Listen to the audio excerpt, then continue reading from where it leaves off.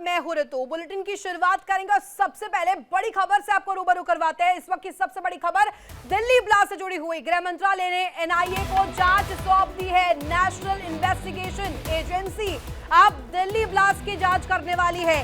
किस तरीके से ये पूरे घटनाक्रम को अंजाम दिया गया, क्योंकि इसके तार दिल्ली, फरीदाबाद, पुलवामा, कश्मीर, संपूर्णता अगर कहे पूरे कश्मीर से जुड़ी हुई और इसके साथ साथ उत्तर प्रदेश, बिहार और तमाम उन राज्यों से जुड़ती हुई जा रही है। इसी वजह से अब लगातार जो जानकारियां मिल रही है, एक तरफ बैठकों का दौर लगातार जारी है और गृह मंत्रालय की तरफ से अब इस जांच को लेकर के जानकारी मिल रही है कि अब एनआईए संपूर्णतः एकल होकर के इस पूरे ब्लास्ट को लेकर जानकारी एकत्र करेगी और जांच भी करने वाली है। कौन इसके पीछे की वजह है, किसके इशारों पर यह सब हुआ, दिल्ली में ये जो फिदाइन अटैक हुआ, फिदाइन हमला हुआ, या यूं कहे ये सुसाइड अटैक करने के पीछे किस तरीके से योजना तैयार की गई थी, अब इसको लेकर लगातार जो अपडेट्स है वो भी सामने आ रही है। एक तरफ वही एनआईए अब पूरी तरीके से इन एक्शन आने वाली है। एनआईए करेगी अब इस पूरे ब्लास्ट की जांच और जांच में तमाम उन पहलुओं को खंगाला जाएगा जिसमें सबसे ऊपर आता है एविडेंस। दूसरा, इसमें सबसे इंपॉर्टेंट किरदार निभाएगा वही अमोनियम नाइट्रेट, जो कि अगर कहे कई हजार किलो की मात्रा में दिल्ली, कश्मीर, उत्तर प्रदेश, इन तमाम जगहों से इस वक्त रेड के बाद, छापेमारी के बाद पकड़ी जा रही है। सबसे इंपॉर्टेंट फरीदाबाद का मॉड्यूल भी होगा जहां से 2900 किलो यहाँ पर अमोनियम नाइट्रेट पकड़ा गया। ये 4 तस्वीरें आप देखिए, ये दिल्ली की 4 तस्वीरें हैं, राजधानी की तस्वीर, और पहली तस्वीर में आपको नजर आ रहा होगा प्रशासनिक अमला एक्टिव कैसे हो गया है। वही दूसरी तस्वीर आप जरा गौर से देखिएगा, यहाँ पर आपको I-20 कार पार्क नजर आ रही होगी और ये खड़ी है पेट्रोल पंप पर। और ऐसे में तीसरी तस्वीर भी इस वक्त अहम हो जाती है, क्योंकि गृह मंत्रालय की ताबड़तोड़ जो बैठकें हैं, बैठकों का दौर भी लगातार जारी है। तस्वीर हम आपके सामने रख रहे हैं। इस वक्त बड़ी जानकारी भी सामने आ रही है दिल्ली ब्लास्ट से जुड़ी हुई, जहां लगातार गृह मंत्री इन एक्शन नजर आ रहे हैं। कल भी जब यह घटना हुई उसके बाद सीधे तौर पर वो पहुंचे थे ब्लास्ट वाली जगह पर भी, और उनकी जो बॉडी लैंग्वेज है संपूर्णता बताने के लिए काफी थी कि आखिर उनके इरादे क्या है, जवाब कैसे दिया जाएगा। रमन सैनी हमारे साथ जुड़े हुए, सीधे रमन के पास चलते हैं। रमन, अब देखिए गृह मंत्रालय की नजर तो है ही, गृह मंत्री की नजर तो है ही, अब लेकिन जो जांच है उसकी कमान सौंप दी गई है एनआईए को। इसके क्या मायने हैं? एनआईए हर एक परत अब तलाशने वाली है। जी हाँ, बिल्कुल। देखिए, एनआईए को इसकी पूरी जांच जो है वो सौंप दी गई है और बाकायदा गृह मंत्रालय के तरफ से आदेश जो है वो जारी कर दिए गए हैं। और अब इसमें आप समझेंगे कि एक सेंट्रलाइज तरीके के साथ इसकी जांच जो है वो आगे बढ़ाई जाएगी, क्योंकि इस ब्लास्ट के अंदर अगर आप देखें तो यूपी, फरीदाबाद यानी कि हरियाणा, दिल्ली और जम्मू कश्मीर, तीन स्टेट और एक यूनियन टेरिटरी जो है वो शामिल है। तो इनके अलग अलग पुलिसों की जांच के बदले अब सिर्फ एनआईए जो है वो सेंट्रलाइज तरीके से इसकी जांच करेगी और हर स्टेट और यूटी की पुलिस जो है वो उनको असिस्ट करेगी। एफआईआर बाकायदा अब इस मामले में एनआईए जो है वो अपनी दर्ज करेगी और उसके बाद जांच की शुरुआत हो जाएगी। हालांकि अगर हम देखें तो कल जब दिल्ली के चांदनी चौक में ये ब्लास्ट हुआ था, उसी वक्त एनआईए की टीम वहां पर, एनआईए के सीनियर ऑफिसर्स जो है और एनआईए का जो एफएसएल की टीम है वो वहां पर पहुंच गई थी और उन्होंने बाकायदा वहां से जो भी नमूने इकट्ठे करने थे, जो भी सैंपल्स इकट्ठे करने थे, उस सैंपल्स को इकट्ठा कर लिया था। और जिस तरीके से बात निकल कर आ रही है कि नाइट्रोजन अमोनियम नाइट्रेट का जो है इस्तेमाल इसमें जो है वो किया गया है, क्योंकि जो फरीदाबाद में अल फला जो कॉलेज का कॉम्प्लेक्स है जहां पर ये कमरा डॉक्टर मुजम्मिल ने ले रखा था, वहां पर 360 किलो के आसपास में अमीनो नाइट्रेट जो है वो मिला है। तो ये कहीं ना कहीं जिस तरीके से ब्लास्ट हुआ है, जिस तरीके का धमाका हुआ है, तो इसमें संकेत साफ नजर आ रहे हैं। हालांकि एफएसएल की रिपोर्ट जो है वो अभी आनी बाकी है, लेकिन जो इशारे हो रहे हैं, जो संकेत मिल रहे हैं, उससे ये साफ है कि ये अपने आप में एक सुसाइडल अटैक था। और एक लंबे अरसे के बाद हम ये कहेंगे कि देश के अंदर इस तरीके का सुसाइडल अटैक हुआ है और इसको लेकर अब लगातार जांच जो है वो यूपी से लेकर फरीदाबाद, फरीदाबाद से दिल्ली और कश्मीर के पुलवामा तक इसकी जांच हो रही है। अभी तक 5 डॉक्टरों के नाम जो है वो इसमें सामने आए थे, अब 6ठा डॉक्टर भी इसमें नाम उसका शामिल हो गया है। डॉक्टर सज्जाद को जुड़ी हुई है, अन्य सहयोगी भी जुड़े हुए हैं। मीनाक्षी के पास सीधे चलते हैं। मीनाक्षी, सवाल तो इसलिए भी उठ रहा है ना, क्योंकि देखिए 10 नवंबर को ये घटना सामने आती है, 10 नवंबर को ब्लास्ट होता है, लेकिन उससे पहले ही कश्मीर में 9 नवंबर को छापेमार कार्रवाई होती है। वहां से भी कई चीजें सीज की जाती है और जिस व्यक्ति को अरेस्ट किया जाता है उससे भी जब क्वेश्चनेयर होता है तो भी कई चीजें सामने आती है और 10 नवंबर को यह घटना सामने आती है। और लेकिन ये अमोनियम नाइट्रेट के मिलने का सिलसिला नहीं थम रहा है। रितु जी रितु जी, मैं जी, आपको कुछ तस्वीरें पहले दिखा देती हूँ। ये तस्वीरें इस लिहाज से बेहद मुख्य इम्पोर्टेंट हो जाती हैं क्योंकि यहाँ एक बहुत बड़ी जो जांच टीम है वो अभी निकली है। ये बहुत देर से यहाँ पर जांच कर रही थी, जांच करके ये निकली है। हालांकि ये रोड के दूसरी तरफ है, इसलिए मैं आपको सिर्फ ये तस्वीरें दिखा रही हूँ। और ये कई घंटों से छानबीन कर रहे थे, जांच कर रहे थे। अभी देखिए जिस रोड से ये लोग निकल रहे हैं वहां पर ये छानबीन कर रहे हैं। देखिए यहाँ पर आप देखेंगे तो इन्हें कुछ हाथ भी लगा है, इनके हाथ में कुछ बोल्ट जैसी चीज मुझे नजर यहाँ से आ रही है। और यहाँ जो ये कम से कम मुझे लगता है कि 12 से 15 लोगों की जांच टीम थी और ये घंटों से अंदर यानी उस ब्लास्ट वाली साइट पर जाकर के ये पूरी छानबीन कर रही थी। और अभी भी इनकी जो ये छानबीन है इसी तरीके से चल रही है। जो सवाल लोगों के मन में उठ रहा है वो जायज है, उसे लेकर के बाकायदा अब गृह मंत्रालय में ये मीटिंग भी हो रही है और एनआईए को जांच भी सौंप दी गई है। तो कहीं ना कहीं इस मीटिंग के साथ साथ इस बात पर भी चर्चा होगी कि भाई आखिरकार चूक कहाँ हुई है। चूक को लेकर के भी चर्चा होगी और पूछा भी जाएगा उन अधिकारियों से भी। लेकिन अभी ये इस लिहाज से बेहद महत्वपूर्ण हो जाती है तस्वीरें कि जो जांच अधिकारी है वो यहाँ पर पहुंच रहे हैं। लगातार यहाँ पर पहुंचने के साथ साथ उनके द्वारा इस बात पर पैनी नजर रखी जा रही है कि अगर कोई छोटी सी भी चीज है तो उसे अपने साथ वो लेकर के जाए, उसकी भी छानबीन करे, उसकी भी जांच करे। यहाँ पर जो ये टीम है, ये जो दूसरे तरफ है रोड के ग्रिल यहाँ पर क्योंकि लगी हुई है, मैं यहाँ से एक बार फिर से आपको तस्वीर दिखाती हूँ। देखिए कम से कम 12 से 15 लोग हैं इस जांच टीम में और इनके हाथों में आपको सफेद ग्लव्स भी नजर आएंगे ताकि किसी भी सबूत को उसी तरीके से उठाया जा सके जैसे उसकी जांच होनी है, वो सबूत नष्ट ना हो। इस रोड से गुजरते हुए भी छोटी छोटी चीजों का वो ख्याल रख रहे हैं। और यहाँ ये सिलसिला कल रात से चल रहा है। यहाँ पर जांच अधिकारी पहुंचते हैं, जांच करते हैं, एफएसएल की टीम पहुंचती है, एनआईए की टीम भी कल होकर के गई थी। अब एनआईए को जब इसकी जांच सौंप दी गई है तो सीधी सी बात है कि एनआईए के हिस्से ये जांच जाने का मतलब है कि अब जो तार है वो कहीं और भी जुड़ेंगे। अब देखिए पहले से हम इस बात का लगातार जिक्र कर रहे हैं, हम ये खबर भी लगातार दिखा रहे हैं कि किस तरीके से जो दिल्ली है, दिल्ली के अलावा हरियाणा है, हरियाणा के अलावा अगर मैं बात करूं जम्मू कश्मीर की तो वहां तक ये छानबीन चल रही है। सहारनपुर का नाम आया, उत्तर प्रदेश में छापेमारी चल रही है। अब हरियाणा में तो कितनी बड़ी बात हो जाती है कि 800 पुलिसकर्मी जब सुरक्षा व्यवस्था में वहां पर लगाए गए हैं तो 800 पुलिसकर्मियों के माध्यम से एक सूत्रों के द्वारा ये जानकारी मिलती है कि वहां पर अभी भी एक मकान है, सेक्टर 56 का ये मकान बताया जा रहा है। सेक्टर 56 के मकान में अभी भी विस्फोट की बरामदगी हुई है, ये सूत्र कह रहे हैं। अब एक तस्वीर देखिए, दिल्ली पुलिस ने जो ये बैरिकेडिंग का दायरा है उसे और बढ़ा दिया है। अब दिल्ली पुलिस आगे भी ये बैरिकेडिंग करती जा रही है ताकि यहाँ, क्योंकि अभी जो जांच टीम होकर के गई है उनका कहना है कि अभी भी वो यहाँ पर छानबीन करेंगे, जांच करेंगे तो कोई भी सबूत ऐसा नष्ट ना हो, इसलिए वहां से मीडिया कर्मियों को भी हटाया जा रहा है ताकि उनकी जांच, जो सुरक्षा कर्मी है, जो यहाँ पर जांच कर्मी है, उनकी जो जांच है वो किसी तरीके से भी प्रभावित ना हो। क्योंकि यही वो रोड है, इससे बस थोड़ी सी दूरी पर जाकर के 50 मीटर की दूरी पर ये ब्लास्ट होता है और ये लाल किला के बिल्कुल बगल वाली रोड है जहां पर ये सब कुछ हुआ। अब ये ब्लास्ट हुआ तो उसे लेकर के तमाम सवाल उठे, लेकिन उसके साथ साथ जो पूरा घटनाक्रम निकल करके सामने आया वो कुछ इस तरीके से था कि ये व्यक्ति 3 घंटे तक अपनी कार को पार्क में लगाता है और कार को पार्क में लगाने के बाद किस तरीके से वहां से निकलता है 6:22 पर। 22 मिनट पर जब वो आता है तो इस तरफ वहां पर जाकर के उसकी गाड़ी चलते चलते रुकती है और चलती गाड़ी में किस तरीके से ब्लास्ट होता है, उसकी वजह से आसपास की गाड़ियां। मीनाक्षी, आप लगातार तस्वीरें दिखा रही हैं, मैं चाहूंगी आप बने रहिए हमारे साथ। पंकज भी जुड़ गए हैं, पंकज का रुख कर लेते हैं एक बार। पंकज, जरा तस्वीरें आप भी दिखाइएगा, आप इस वक्त कहाँ मौजूद है और क्या कुछ नजर आ रहा है आपको, आप क्या कुछ हमारे दर्शकों को दिखा सकते हैं? बिल्कुल देखिए मैं इस वक्त लाल किला पे उसी स्थल पर मौजूद हूँ जहाँ पर ब्लास्ट हुआ था। लेकिन आप देखिए ठीक मेरे साथ, मेरे पीछे एनआईए की टीम है। एनआईए को जांच सौंप दिया गया है और एनआईए की टीम बाकायदे आप देखिए कि एक एक जगह से एक एक सैंपल इकट्ठा कर रही है। तमाम टीम है, सीनियर अधिकारी हैं, उनके साथ आप देखिए, आप देख सकते हैं कि पॉलीथीन में जो भी चीज़ें संदिग्ध यहाँ पर मिल रही है उसको उठाया जा रहा है और इनकी जाँच किया जाएगा। ये तमाम टीम है, आप देखिए पीछे कि किस तरह से टीम जो है यहाँ पर पहुँची है और लगातार यहाँ पर जो स्थल है, 2 दोनों तरफ अगर देखा जाए, चाहे लाल किला की तरफ या चांदनी चौक की तरफ जो मेन रोड है, उस पूरे रोड पर ये टीम जो है लगभग 5-7 मिनट से इस तरह घूम रही है।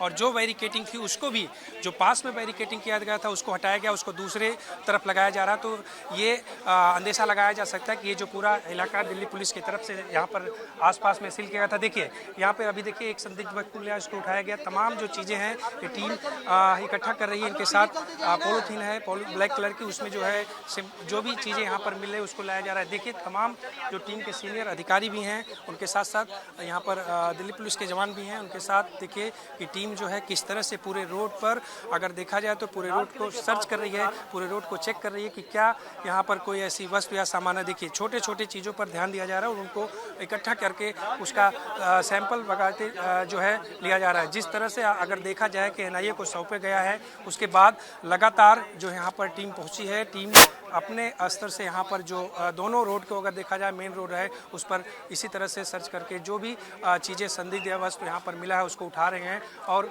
उसका जांच पड़ताल किया जाएगा। फिलहाल टीम जो है मौके पर है। आप देख सकती हैं कि यहाँ तमाम टीम, यहाँ एक नहीं दो नहीं 10 से 15 की संख्या में एनआईए की टीम के लोग मौजूद हैं। उनके साथ दिल्ली पुलिस की टीम है। पीछे की तरफ मैं दिखाऊंगा अपने सहयोगी से कि आप देखिए कि बैरिकेटिंग पहले की गई थी, लेकिन अब अंदेशा है कि इस बैरिकेटिंग को यहाँ से हटा करके पीछे किया जाएगा। तो इस तरह से ये टीम यहाँ पर जो है जाँच कर रही है और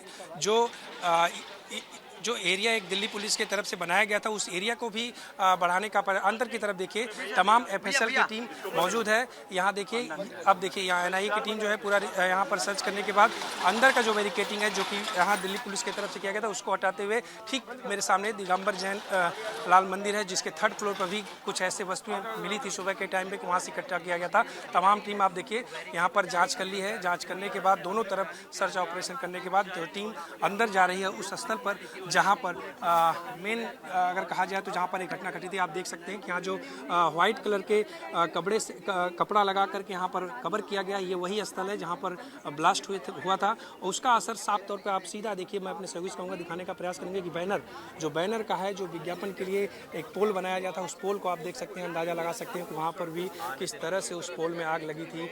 ये स्थिति है लाल किला के ठीक मेन गेट के सामने और इधर जैन मंदिर के पास। तो ये बीचों बीच का स्थिति है। फिलहाल यहाँ पर एनआईए को जांच सौंपने के बाद टीम यहाँ पर मौके पर पहुंची है और ये टीम पूरे इलाके को निरीक्षण किया है और बैरिकेटिंग भी जो यहाँ पास में थी उसको हटाया जा रहा है, उसको और दूर लगाया जा रहा है। तो ये इस तरह से लगातार जैसे ही एनआईए को ये जांच सौंपी गई है, टीम यहाँ पर पहुंची है और उसके बाद यहाँ लगभग 10 से 12 मिनट का सर्च ऑपरेशन किया गया है दोनों तरफ। एक मैं अपने सहयोगी से कहूँगा कि दिखाएं कि देख सकते हैं कि ये जो साइड है ये लाल किला के तरफ का साइड है और यहाँ पर जो है एनआईए के जो अधिकारी हैं उनके साथ दिल्ली पुलिस के कुछ अधिकारी भी हैं। इस इलाके को आप देखिए, ये बैरिकेटिंग मैं दिखाना चाहूँगा, पहले यहाँ पर था लेकिन इस बैरिकेटिंग को हटा करके पीछे अब ले जाया जा रहा है क्योंकि ये इलाका उनके जोन में है। इस इलाके का पूरा जांच किया जाएगा, निरीक्षण किया जाएगा। इस तरह से लगातार जैसे ही एनआईए को ये जांच कमेटी बना करके सौंपी गई है उसके बाद से लगातार एनआईए की टीम यहाँ पर सर्च ऑपरेशन की और तमाम अधिकारी मौके पर मौजूद हैं। बैरिकेटिंग भी इसको अब दायरा बढ़ाया जा रहा है। यहाँ पर जो भी संदिग्ध वस्तु या सामान पाया गया उसको इकट्ठा किया गया, उसको लेकर के यहाँ पर टीम जो है अब अंदर की तरफ गई है। अंदर उस स्थल पे जहाँ पर मेन अगर कहा जाए जहाँ पर ब्लास्ट हुआ था उस इलाके का भी वो देखिए पूरा टीम जो है, मैं अपने सहयोगी से कहूँगा एक बार और दिखाएं कि आप पूरी टीम देखिए। उस आधी टीम कुछ जो है मेन स्थल पर जा रही है और दूसरी तरफ देखिए जो चांदनी चौक के साइड का है यहाँ पर भी टीम अभी देखिए वहाँ पर खोजबीन कर रही है कि क्या यहाँ पर भी कुछ ऐसी वस्तु या सामान या ऐसे कोई सामग्री यहाँ पर है जिसका इससे संबंध हो सकता है या इससे चीज़ें जांच में सामने आ सकती है। तो इन चीज़ों का जो है टीम यहाँ पर पूरा निरीक्षण कर रही है, जांच कर रही है। यहाँ देख सकते हैं कि पूरा टीम एनआईए और दिल्ली पुलिस के उसमें जवान भी हैं, उनके साथ यहाँ पर निरीक्षण किया जा रहा है। हमारे साथ चर्चा करने के लिए भी जो विशेष मेहमान हैं वो जुड़े हुए हैं, उनसे भी प्रतिक्रियाएं लेते हैं कि ये जो हो रहा है ये आखिर इसके पीछे वजह क्या है, क्या ये प्लान्ड है, कैसे इस पूरे अगर हम देखें इस पूरी स्थिति को कैसे समझा जाए, एनालाइज कैसे किया जाए। कर्नल शिवदान हमारे साथ जुड़े हुए हैं, डिफेंस एक्सपर्ट है, उनसे सीधे बातचीत करते हैं। इसके अलावा हमारे साथ doctor Ali Shah retired major है, डिफेंस एक्सपर्ट के तौर पर हमारे साथ जुड़े हुए हैं। वो बताएंगे कि आखिर किस तरीके से इसके पीछे की वजह क्या रही होगी, किस तरीके की हलचल बैक ऑफ द कैमरा कैसा रहा होगा, क्या कुछ प्लान किया गया होगा, क्योंकि अमोनियम नाइट्रेट अमूमन आप ऐसे ही नहीं ले जा सकते। निपुल अलम बयान भी हमारे साथ फॉरेन एक्सपर्ट के तौर पर जुड़े हुए हैं। सबसे पहले मैं रुख करना चाहूंगी हमारे डिफेंस एक्सपर्ट कर्नल शिवदान का। सर बहुत स्वागत है आपका, और इसके साथ साथ पहला सवाल ही मैं आपसे यही कर लेती हूँ कि ये अमोनियम नाइट्रेट मिलने का सिलसिला तो रुक नहीं रहा है, अभी फिर से मिल गया है और अब मिला भी है यूनिवर्सिटी के कैंपस में। इसके साथ साथ आपको ये भी मैं चाहूंगी जानना कि जो व्हाइट कॉलर डॉक्टर्स है, जो कि आरोप जिन पर लग रहा है, वो कैसे इसमें संलिप्त है और उनकी संलिप्तता बता क्या रही है? देखिए, आतंकवादी जो है पाकिस्तान की आईएसआई के द्वारा नियंत्रित हैं हमारे भारतवर्ष में, और जिस तरह से भारत की सुरक्षा एजेंसियों ने और इंटेलिजेंस एजेंसियों ने अंडरग्राउंड कवर और स्लीपिंग एजेंट्स को पकड़ा है, अब उन्हें यह लगने लगा है कि यदि इस तरह के एजेंट्स को पकड़ रही है तो व्हाइट कॉलर जो जॉब है, जैसे डॉक्टर्स हैं और भी इस तरह के लोग हैं, उन पर शायद इस तरह की एजेंसी की नजर ना पड़े, उन पर डाउट ना हो, इसलिए उन्होंने डॉक्टर्स को अपने साथ इन्वॉल्व किया है और इनके द्वारा ये इस तरह की हरकत करा रहे हैं। जब से पाकिस्तान को ऑपरेशन सिंदूर के रूप में पहलगाम का जवाब मिला है, तो पाकिस्तान अपने आप को काफी इस तरह का पा रहा है कि वो लोग सोच रहा है कि जैसे उसकी हाथ ऊपर रहता था आतंकवादी हरकतें करके, अब उसको पूरी दुनिया ने क्रिटिसाइज किया था ऑपरेशन सिंदूर के टाइम पर, और उसको लग रहा था कि उसका जो इन्फ्लुएंस है, जो आतंकवाद के द्वारा उसने अपना भय स्थापित किया था, वो खत्म हो गया है। इसलिए दोबारा से उसको रिवाइव करने के लिए पाकिस्तान की आईएसआई ने इस तरह का प्लान किया है और वो अपना इसी तरह से वो इसको ब्लास्ट करा रही थी। बिल्कुल शिवदान सर, आपने बखूबी बताया है कि किस तरीके से अमोनियम नाइट्रेट का जो ये मिलने का सिलसिला है, ये आप कैजुअल तो नहीं कह सकते। कम से कम हमारे साथ major retired doctor Ali Shah भी जुड़े हुए हैं, सर का भी रुख करते हैं। अली सर, देखिए हम जो क्रोनोलॉजी देख रहे हैं, 9 नवंबर को छापेमार कार्रवाई होती है कश्मीर में, वहां से कई चीजें संदिग्ध पाई जाती है, और 10 नवंबर को राजधानी दिल्ली में ही ब्लास्ट हो जाता है। अब आपसे सवाल मेरा ये रहेगा कि इस सीरीज को आप कैसे देख रहे हैं, ये किसके रिटेलिएशन में है? शायद हमारे साथ अली शाह सर अभी कनेक्ट नहीं हो पाए, दोबारा से उनका रुख करेंगे। हालांकि हमारे साथ निपुण सर हैं, फॉरेन एक्सपर्ट हमारे साथ जुड़े हुए हैं, सर से जान लेते हैं। सर, इस स्थिति को आप कैसे देख रहे हैं? अगर आप इंटरनेशनली देखें, अब क्योंकि एनआईए जांच तो कर ही रही है, लेकिन आप इस स्थिति को, इस सिचुएशन को कमोवेश कैसे देख रहे हैं? देखिए, अभी मैं अपने पूर्ववर्ती सर को सुन रहा था और उन्होंने बिल्कुल सही बात कही, लेकिन देखिए 2-3 बातें हम जोड़ सकते हैं।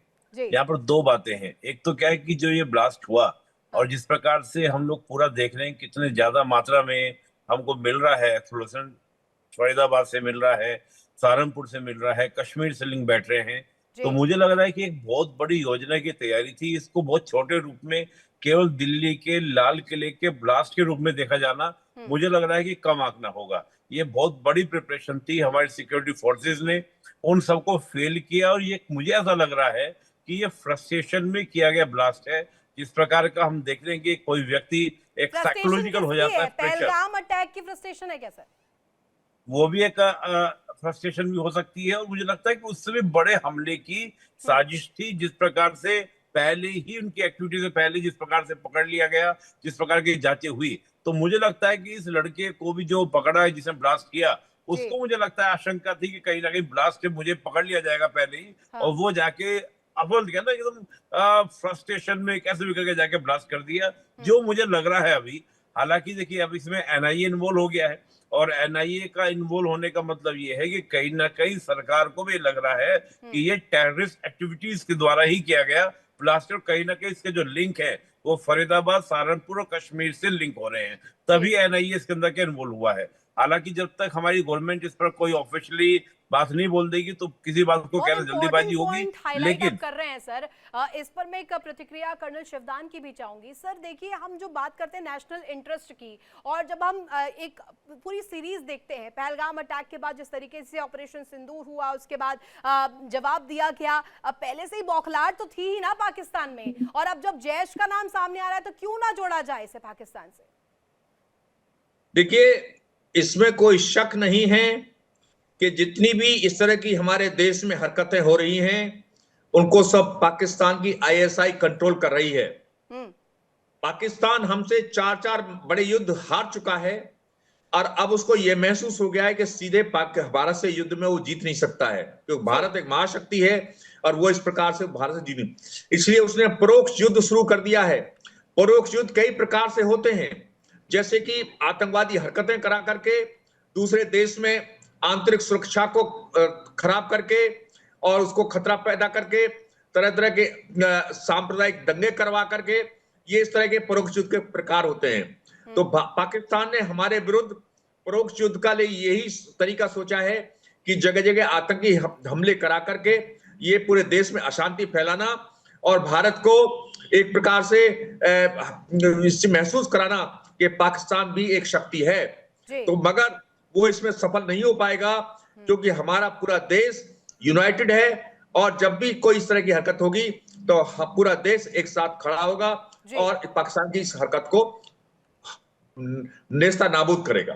निपुण सर, अब सवाल आपसे मेरा ये रहेगा कि क्या इसे ऐसे देखा जाए कि ये हड़बड़ी में गड़बड़ी हो गई है, कि प्लान कुछ और किया गया लेकिन एग्जीक्यूट नहीं हो पाया, उससे पहले ही गड़बड़ हो गई? मैं वही बात कह रहा था आपको। और देखिए, आपने एक बड़ा इंटरेस्टिंग बात पाकिस्तान से इसको जोड़ने को कहा। मुझे ऐसा लग रहा है कि जो अभी सर बोल रहे थे, देखिए जियाउल हक के समय से ही इन्होंने पॉलिसी अपनाई थी कि to bleed India with 1000 cut, और प्रॉक्सी वॉर तो उसने 1989 से स्टार्ट कर दिया था, जिसके बहुत सारे अपने कदम देखे। लेकिन एक बड़ी बात आप देख रहे हैं कि परवेज मुशर्रफ को जैसे ही फील्ड मार्शल वहां पे कहा गया था, उसके बाद पार्लियामेंट अटैक होना, तमाम तरह के अटैक की सीरीज हमारे यहाँ पर शुरू हुई थी। इधर मुनीर का आप देखें कि कॉन्स्टिट्यूशन अमेंडमेंट वहां पर हो रहा है और मुनीर को जिस प्रकार से पावर दी जा रही है, मुझे ऐसा लगता है कि कहीं ना कहीं आतंकवादियों के जो मंसूबे हैं या उनका जो हौसला है वो बड़ा है। उस हौसले को हमारी सिक्योरिटी फोर्सेस ने कहीं ना संवेदनशील स्थल और इन सभी स्थानों पर चेकिंग अभियान चलाया गया है। रैंडमली वाहनों को चेक किया जा रहा है। जितने हमारे संदिग्ध व्यक्ति वस्तु या चीज़ें नज़र आ रही हैं उन सबको रैंडमली चेक किया जा रहा है और सभी को हाई अलर्ट पर रखा गया है। हमारी एंटी सबोटाज टीम और डॉग स्क्वाड टीम सभी लगी हुई है चेकिंग के लिए, और सभी क्षेत्र से जितने भी हमारे एंट्री एग्जिट पॉइंट है वहाँ बैरियर लगा करके चेकिंग अभियान चलाया जा रहा है। Metro station, bus stand, auto taxi stand, सभी स्थानों पर चेकिंग अभियान चलाया जा रहा है।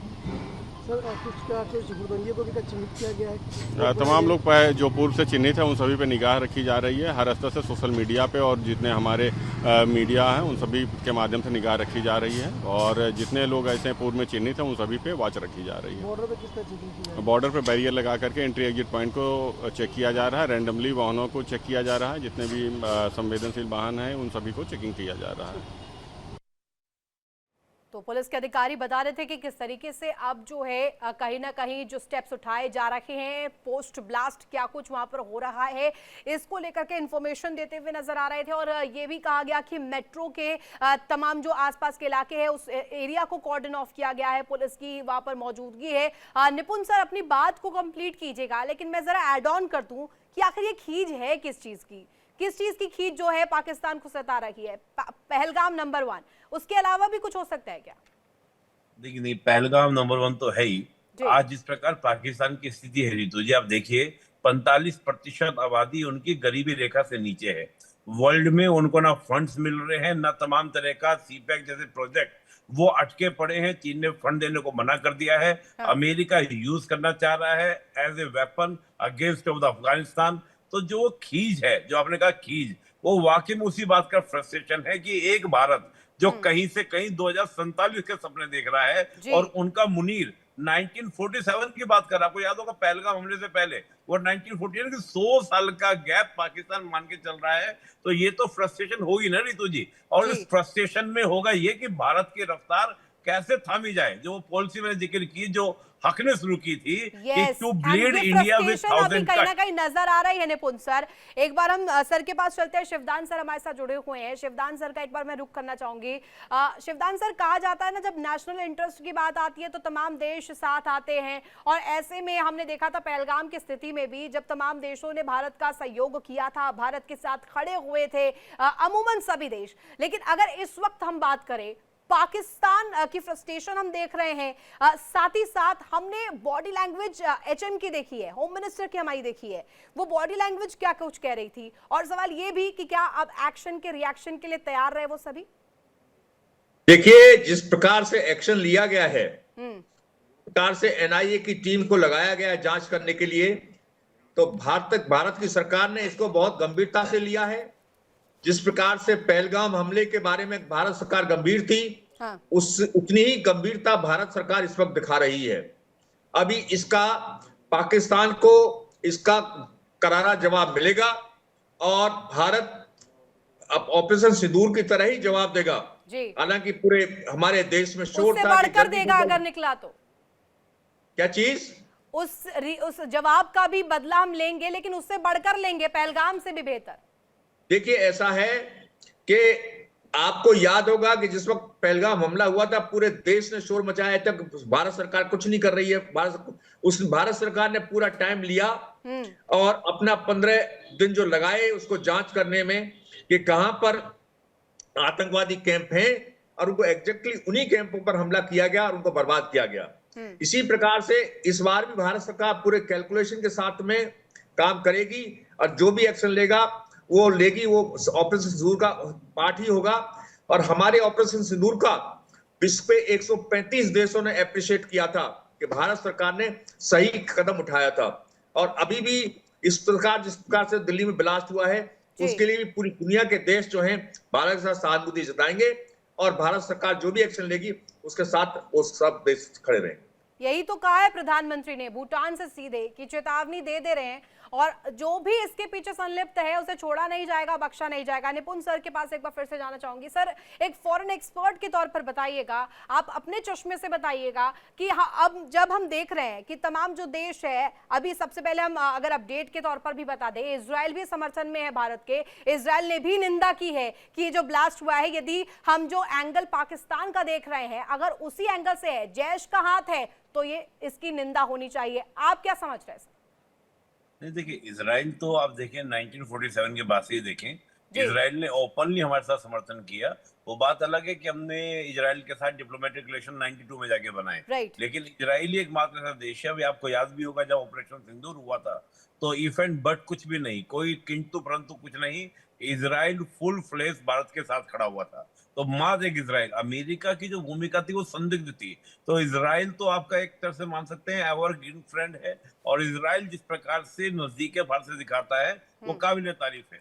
अभी मैं देख रहा था सिंगापुर गवर्नमेंट का भी स्टेटमेंट आया है इस प्रकार के अटैक को लेकर। और देखिए, ये अटैक बहुत बड़ा अटैक इसलिए भी है क्योंकि हमारी पार्लियामेंट हो, प्रेसिडेंट हाउस हो, लाल किले से ज्यादा दूर नहीं है, और ये वही लाल किला है रीतो जी जहां से हम 15 अगस्त को झंडा फहराते हैं। तो आप समझिए कि कितनी बड़ी मानसिकता से यह किया गया होगा। और लाल किले के आसपास आप देखेंगे चारों पांचों हमारे रिलीजन के, चाहे जामा मस्जिद हो, चाहे शिव मंदिर हो, चाहे हमारा गुरुद्वारा हो, चाहे वहां पर जैन मंदिर हो, चाहे आपका वो चर्च हो, तो यानी कि थोड़ा सेंसिटिव एरिया में आप आगे अटैक कर रहे हैं, तो बहुत बड़ी साजिश है। और मैं भी बोल रहा हूँ कि एनआईए को जाना ये स्पष्ट है कि इसके लिंक कहीं ना कहीं बड़े हैं और बहुत बड़ी घटना का अंजाम था। और पाकिस्तान का मुनीर का वहां पर संशोधन के माध्यम से जिस प्रकार से सीडीएफ बनना, मुझे उससे भी कहीं ना कहीं, देखिए, उधर सीडीएफ की तैयारी चल रही है और इधर यहाँ पर ब्लास्ट हो रहा है और इस प्रकार की प्रिपरेशन हो रही है। तो मुझे लगता है कि जो हमने कहा था ऑपरेशन सिंदूर के दौरान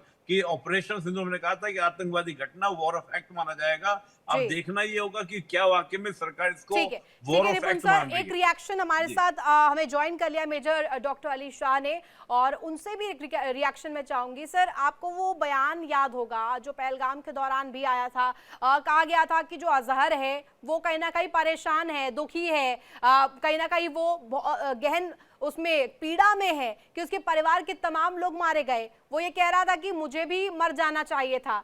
अब जो ये हुआ है ब्लास्ट दिल्ली में, इस पर क्या कहेंगे?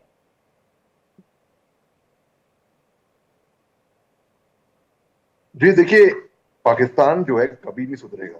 अगर हम सोच रहे हैं कि ऑपरेशन सिंदूर के बाद, मार खाने के बाद, बुरी तरह पिटने के बाद सुधर जाएगा, वो कभी नहीं सुधरेगा। वो हम पे नापाक नजरें डालता रहेगा बदकिस्मती से। और अपनी सुरक्षा अपने हाथ में है, हमको अपनी हिफाजत करनी होगी। और अगर हम सोचें कि केवल आर्मी, सेना, पैरामिलिट्री, पुलिस हमारी रक्षा करेगी, हमको भी रक्षा करनी चाहिए अपनी सिक्योरिटी के। हम स्वयं जिम्मेदार हैं। और कहीं पे भी शक हो, पहली बात तो सबसे पहले हमको इस पे कार्रवाई करनी चाहिए। ये नहीं कि शक हो रहा है तो हम चुप बैठे ना। दूसरी बात कि टेक्नोलॉजी का उपयोग सुरक्षा बल करें। टेक्नोलॉजी अहम मुद्दा है। बिना टेक्नोलॉजी, आर्टिफिशियल इंटेलिजेंस के, मेरे दोस्त हैं एक मेजर संकल्प जोशी, उन्होंने आर्टिफिशियल इंटेलिजेंस के जरिए ऐसी ऐसी चीजें बनाई हैं कि पूरे देश में किसी के पास नहीं होगी। तो ऐसे इनोवेटिव आइडियाज का प्रयोग का इस्तेमाल किया जाए। दूसरी बात।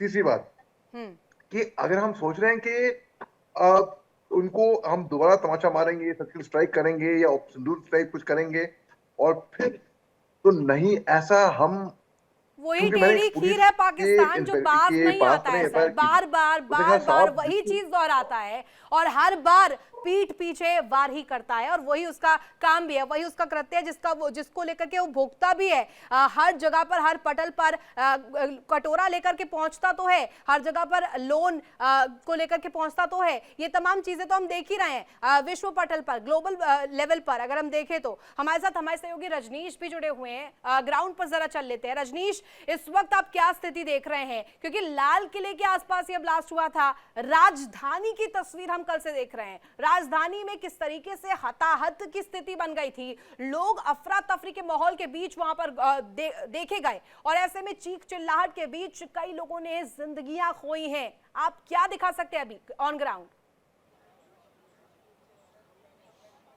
देखिए, इस वक्त जो है वो मैं लाल किले के ठीक बाहर उसी जगह मौजूद हूँ जहाँ से कुछ ही मीटर की दूरी पे, तकरीबन 50 मीटर की दूरी पर ये ब्लास्ट हुआ था। सीधे तस्वीरें मैं आपको दिखाना चाहूँगा। आप सामने देखिए, जो सफ़ेद रंग का जो वो आप पर्दा देख रहे हैं, उसी पर्दे के अंदर जो वो मौका वारदात है वहीं पे वो ब्लास्ट हुआ था। लेकिन आज पूरी तरीके से उस जो मौके वारदात को सफ़ेद रंग के पर्दे से ढक दिया गया है, क्योंकि इन्वेस्टिगेशन वहाँ पर चल रही है और लगातार जो तमाम एजेंसीज के जो लोग हैं वो वहाँ पर मौजूद है और तमाम सबूतों को इकट्ठा किया जा रहा है। और हालांकि इसी बीच इस पूरे मामले की जांच जो है वो नेशनल इन्वेस्टिगेशन एजेंसी NIA को सौंप दी गई है। ये पूरे इलाके को आप देखिए, पूरा इलाका जो है वो चाहे वो आप दरियागंज से आप लाल किले की तरफ आए या आप बस अड्डे की तरफ से लाल किले की तरफ से आए, मोरी गेट की तरफ से, या आप चांदनी चौक से लाल किले की तरफ आ रहे, तो तमाम रास्तों को पूरी तरीके से बंद कर दिया है।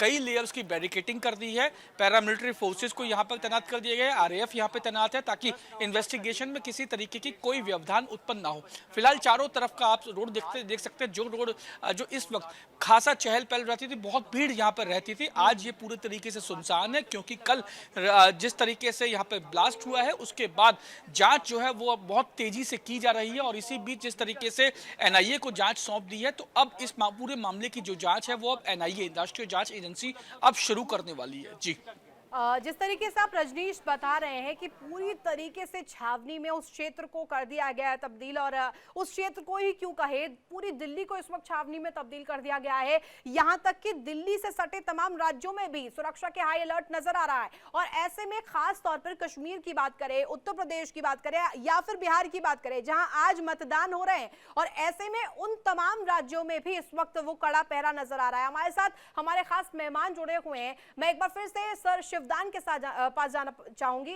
सर, जरा समझाइएगा, जिस तरीके से मेरे सहयोगी रजनीश बता रहे थे कि अमूमन इस जगह पर चहल पहल रहा करती थी, क्या इस बात का अंदाजा था उन लोगों को? क्या इस बात की रेकी की गई होगी? और क्योंकि जब हम ये कह रहे हैं कि सबसे क्रूशल स्पॉट ये है, तो क्रूशल स्पॉट होने के साथ साथ ये भी डिनाई नहीं किया जा सकता, इस बात से इनकार नहीं किया जा सकता कि सिक्योरिटी फोर्सेस की नजर नहीं होगी। क्या कोई इंटेल नहीं मिला होगा ऐसा? देखिए, इस प्रकार के जो ब्लास्ट, जैसा मैंने कहा है, पाकिस्तान की ISI इस पूरे आतंकवाद को मॉनिटर कर रही है और वही नियंत्रित कर रही है। भारत में जो भी आतंकवादी घटना होती है सब ISI के इशारों पर होती है। तो पूरी रैकी की गई होगी इस जगह की, और ये एक पूरे जो इस तरह रेड फोर्ट के सामने जो ब्लास्ट हुआ है, इसका मुख्य उद्देश्य यही था कि पूरे देश को ये दिखाना कि हम अभी भी एक्टिव हैं जी।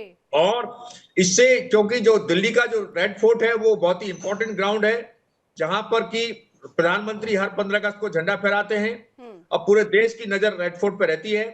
इसलिए उन्होंने ये चुना है और इसको पूरी रैकी करके इस स्थान को चुना गया है। तभी उन्होंने अपने एजेंट को वहां भेजा है, जो कि 3 घंटे तक वहां वेट करता रहा और उसने एप्रोप्रिएट टाइम देख करके फिर ये ब्लास्ट किया है। तो ये सब एक वेल प्लान्ड स्कीम के तहत हुआ है, इसलिए इसमें कोई भी इंसिडेंटल कोई कार्रवाई नहीं हुई है कि अचानक उसने कोई ब्लास्ट कर दिया हो।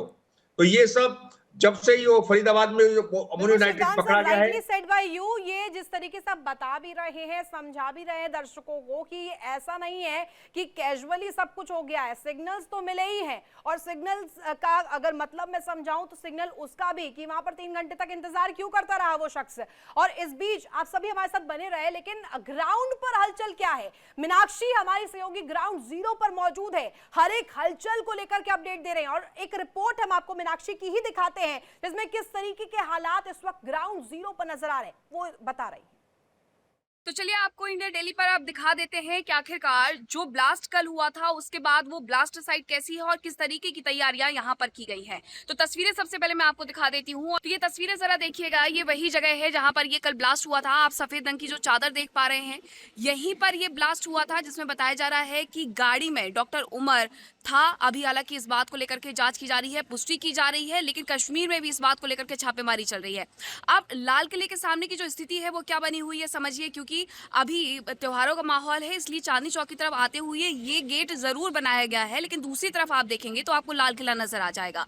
इससे ठीक बिल्कुल बगल में आप देखेंगे तो यहाँ पर आपको मेट्रो का निशान दिख रहा होगा और यही मेट्रो का गेट नंबर 1 है, जिसके पास बताया गया था कि ब्लास्ट हुआ था। और इसकी दूरी बहुत ज्यादा नहीं है, बस 10 से 20 मीटर की दूरी है। हालांकि इंटेंसिटी इतनी ज्यादा थी कि जो मेट्रो के पास लगे हुए ग्रिल के जो शीशे थे वो तक टूट जाते हैं। उसके अलावा अगर मैं बात करूं यहाँ की ओल्ड लाजपत राय मार्केट की, तो ओल्ड लाजपत राय मार्केट में भी काफी नुकसान हुआ था और यहाँ पर भी यही बताया गया था कि इस नुकसान में जो खिड़कियां हैं वो हिल गई थी। खिड़कियां हिलने के साथ साथ जो मार्केट है, मार्केट के अंदर भी इसी तरीके से स्थिति बनी हुई थी कि लोग डर गए थे। लोगों का कहना है कि वो दौड़ करके रोड की तरफ आते हैं, उन्हें लगता है कि कोई हल्का फुल्का ब्लास्ट होगा, लेकिन जब वो इस ब्लास्ट को देखते हैं तो कहीं ना कहीं हैरान और परेशान हो जाते हैं कि इतना बड़ा ब्लास्ट हुआ है। अब इस पूरे मामले में छानबीन चल रही है, लेकिन आज आप देखेंगे तो चांदनी चौक आपको सिर्फ और सिर्फ खाली नजर आएगा। पुलिस की तरफ से अब यहाँ पर बैरिकेडिंग कर दी गई है।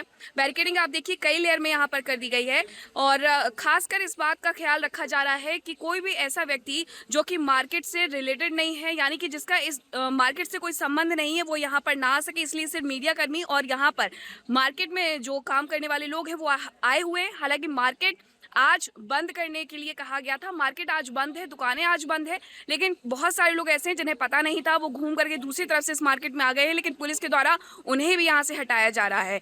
अगर अभी की बात की जाए तो अभी भी यहाँ पर खालीपन देखने को मिल रहा है और पुलिस का ये कहना है जगह जगह बैरिकेडिंग करने के बाद कि दूसरी तरफ जहाँ पर ये पूरा ब्लास्ट हुआ था, जहाँ आप ये सफेद रंग की चादर देख सकते हैं, उस तरफ जाने की मनाही है। उस तरफ जाने की मनाही कुछ इस प्रकार है कि अगर आप उस तरफ जाएंगे तो जो सबूत है वो नष्ट हो सकते हैं, वो ट्रेसेस नष्ट हो सकते हैं, जिसके आधार पर पुलिस ये छानबीन करने की कोशिश कर रही है कि किस चीज का इस्तेमाल किया गया था। अमोनियम नाइट्रेट जो कि बरामद हुआ था फरीदाबाद में 2900 किलोग्राम, क्या उसका इस्तेमाल डॉक्टर उमर के द्वारा किया गया था, क्योंकि वो व्यक्ति अचानक से भागने की कोशिश करता है और ये पैनिक अटैक इसे कहा जा रहा है। तो फिलहाल ये स्थिति यहाँ पर बनी हुई है और अगर मैं आज की बात करूँ तो आज सुबह से ही यहाँ हलचल काफी देखी जा रही है, सुरक्षा व्यवस्था काफी बढ़ा दी गई है, लेकिन अभी भी बताया ये जा रहा है कि 1 से 2 दिन से ज्यादा का समय लग सकता है इस जगह को खोलने के लिए, यहाँ पर स्थिति सामान्य होने के लिए।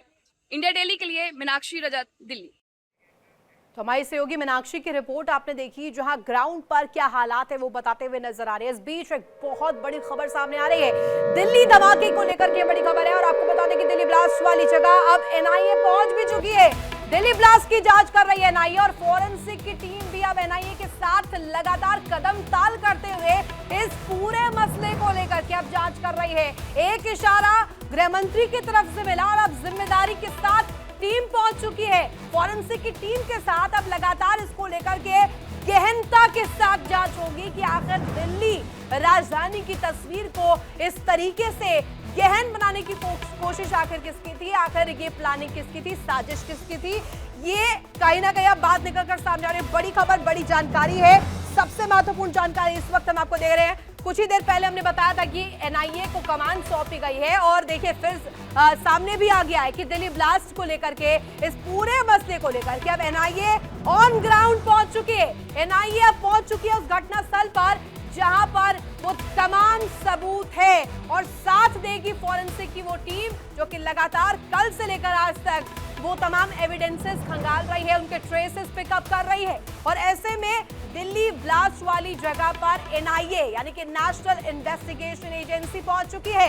अब बॉल जो है उसी के कोर्ट पे है और यही सामने आ रहा है कि नेशनल इंटरेस्ट का मसला है। गृह मंत्रालय ने कोई यहां पर कोताही नहीं बरती है।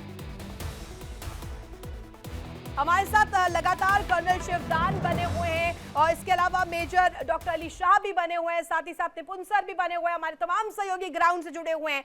सबसे पहला सवाल मैं कर्नल शिवदान से ही करना चाहूंगी। सर देखिए, हम कह ही रहे थे, अभी बात ही हो रही थी कि एनआईए को सौंप दी गई है जांच की जो कमान, लेकिन अब तो देखिए गृह मंत्री का एक इशारा और जिम्मेदारी के साथ एक्शन शुरू। देखिए, जैसा मैंने पहले भी कहा है, भारत की सरकार ने इसको बहुत गंभीरता से लिया है जी। इसको कैजुअली नहीं टाला है और इसलिए उन्होंने इसकी कमांड जो भारत के सबसे उच्च एजेंसी है उसके साथ सौंपी है एनआईए के हाथ में और वो पूरा तथ्य निकाल के सरकार को देगी।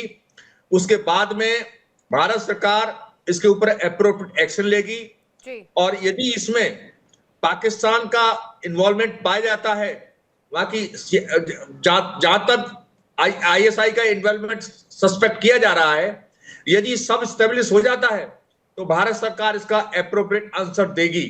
और अभी मैं यही कहूंगा कि जिस प्रकार से आईएमएफ, वर्ल्ड बैंक से ये पाकिस्तान ये सहायता लेता है, ये कहकर कि वह अब आतंकवाद का रास्ता उसने छोड़ दिया है, भारत सरकार को दोबारा से संयुक्त राष्ट्र संघ में इसके प्रूफ रखने चाहिए इसके बाद में, और पाकिस्तान की इन हरकतों को उजागर करना चाहिए कि पाकिस्तान ने आतंकवाद छोड़ा नहीं है बल्कि आतंकवाद को एक नया रूप दे दिया है। और उसकी जो वर्ल्ड एजेंसी से जो सहायता उसको मिल रही थी बीक कटोरे में डालने के लिए, वो बंद करवानी चाहिए, जिससे पता लगेगा उसको कि इंडिया के विरुद्ध जो उसने प्रॉक्सी वार छेड़ी थी उसका जवाब ये है। साथ साथ जो भी ऑपरेशन सिंदूर की तरह जवाब भारत सरकार चाहती हो करे, मगर साथ साथ अंतरराष्ट्रीय एजेंसीज को भी इन्वॉल्व करे, जिससे पाकिस्तान की जो वहां से जो आदतों में शुमार है, पाकिस्तान की आदत से बाज नहीं आते पाकिस्तान के लोग। और खासतौर पर आसिम मुनीर की बात करें, वो तो बिल्कुल ही बेशर्म किस्म के इंसान हो गए हैं। वो तो ऐसा लगता है कि कुछ कहते हैं और करते कुछ और हैं। ये तो खैर अलग बात रही, लेकिन हमारे साथ निपुण सर जुड़े हुए हैं। निपुण सर देखिए, जब हम बात कर रहे हैं पाकिस्तान की, और अगर हम 2-3 दिन पीछे जाए, अगर पूरी सीरीज को समझे, हम देखेंगे कि किस तरीके से छापेमारी का जो सिलसिला है वो चलता है, छापेमार कार्रवाइयां होती है साउथ कश्मीर में, तमाम राज्यों में, अगर खास तौर पर दिल्ली के आसपास के इलाके की बात करें। लेकिन फेलियर तो तब भी पाकिस्तान का रहा ही है, क्योंकि कहीं पर भी कुछ ऐसा कर नहीं पाए हैं जिससे भारत को परेशान कर सके। और ये जो ब्लास्ट वाली घटना है, let me make this clear कि यहां पर भी हड़बड़ी में गड़बड़ी अभी तक सामने आई है प्राइमरीली। नहीं, देखिए रितु जी, बिल्कुल सही आपने कहा। मैं बार बार ये बात बोल भी रहा था कि हमारी सिक्योरिटी एजेंसीज ने जितने ही ज्यादा ब्लास्ट का मटेरियल पकड़ा, ये दिखता है कि वो बहुत बड़ा घटना करने का अंजाम का इनकी सोच थी, जो हमारी सिक्योरिटी एजेंसीज ने फेल किया। तो ये तो है ही, लेकिन होता क्या है हमारे यहाँ पर कि एक घटना हो जाए, 99 सिक्योरिटी फोर्सेस फेल कर दें, उसी की बात उड़ जाती है। और सही बात है कि स्टेट की जिम्मेदारी होती है किसी भी देश की कि वो अपनी जनता को 100% सिक्योरिटी की बात करे। लेकिन हम ये मानकर चल रहे हैं, मैं ये मानकर चल रहा हूँ कि सिक्योरिटी फोर्सेस अपना काम बहुत बेहतर तरीके से कर रही है। और जो ये घटना हुई है, ये कोई प्लानिंग की नहीं थी। प्लानिंग होता तो सिक्योरिटी फोर्सेस इसको भी पकड़ ली होती। लेकिन जिस प्रकार का आपने जो कहा प्राइमरी जो हमको दिख रहा है, वो बिल्कुल सही बात है कि जिस प्रकार कई घंटे तक वो गाड़ी में बैठा रहा लड़का, कुछ समझ में नहीं आया, मैं पकड़ा जाऊंगा, तो उस तरह की मानसिकता, अगर मैं साइकोलॉजिकल इसको देख रहा हूँ, तो मुझे लग रहा है कि वो एकदम हड़बड़ी में कि कुछ ना कुछ तो कर जाओ यार, कुछ ना कुछ तो कर जाओ, क्योंकि सब पकड़े गए हैं और मैं भी पकड़ा जाऊंगा, कुछ नहीं कर पाए तो बेइज्जती हो जाएगी। उस तरह का एक जो प्रेशर होता है, या ये भी हो सकता है कि पाकिस्तान से गाइड किया जा रहा हो कि कुछ तो करो। हो सकता है बहुत सारे फियर और बहुत सारे तार खुलेंगे, बहुत सारी जांच में बातें आई निकलकर, बहुत सारी चीजें क्लियर होंगी, लेकिन ये बात निश्चित है कि भारत सरकार इस बात को बहुत संजीदगी से लेगी। और देखिए, पाकिस्तान की जिस प्रकार की समय घटना चल रही है, पाकिस्तान में जिस प्रकार का पावर गेम चल रहा है, और वहां पर एक व्यक्ति को पूरी पावर को सेंट्रलाइज कर देना, ये भी बहुत कुछ इशारे करता है। निपुण और सर, ये मुझे भारत लगता है, पाकिस्तान को अब तो कम से कम समझ लेना चाहिए कि भारत है, पाकिस्तान नहीं है। यहाँ की जो सुरक्षा एजेंसियां हैं पाकिस्तान की तरह संचालित नहीं होती है। और इसके साथ साथ मैं ग्राउंड पर भी जाना चाहूंगी, जहां मेरे सहयोगी लगातार बने हुए हैं। कल से ही ब्लास्ट वाली जगह से भी अपडेट मिल रही है, जम्मू से हम लगातार तस्वीरें दिखा रहे हैं। रजनीश के पास मैं दोबारा जाना चाहूंगी। रजनीश, बताइएगा, जैसे जैसे ये तार खुलते जा रहे हैं, परतें खुलती जा रही हैं, पाकिस्तान एक्सपोज हो रहा है।